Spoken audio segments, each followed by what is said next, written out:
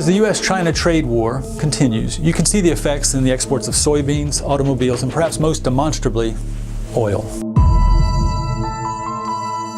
A trade war looks like China setting a record in the month of June for the oil it bought from the United States. It topped $1 billion that month for the first time. 2 months later, in August, the trade war in full bloom, that total went to zero. In September, the most recent U.S. Census Bureau data available, that total stayed at zero. It's also showing up in a steep decline in exports of soybeans to China, previously our dominant market, and motor vehicles as well. What you need to understand about China and U.S. oil are two things. First, oil has rapidly become one of the United States' top exports, just a couple of years after the Obama administration relaxed restrictions on oil exports that had been in place since the early 70s. The change made sense given the new technology, hydraulic fracturing, fracking, that was creating an abundance of U.S. oil. In September, oil ranked as the nation's third most valuable export, unthinkable just a few short years ago. Second, and most importantly, China was a country with an appetite for U.S. oil. Even with the drop-off in August and September, it remains the #2 ranked buyer of U.S. oil, trailing only Canada. So do trade wars matter? You bet. From $1 billion in June to zero in August and September,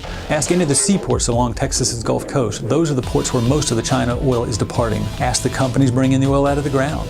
Ask everyone in the supply chain between the two, and the many businesses that are indirect beneficiary. Tariffs matter, and trade matters too.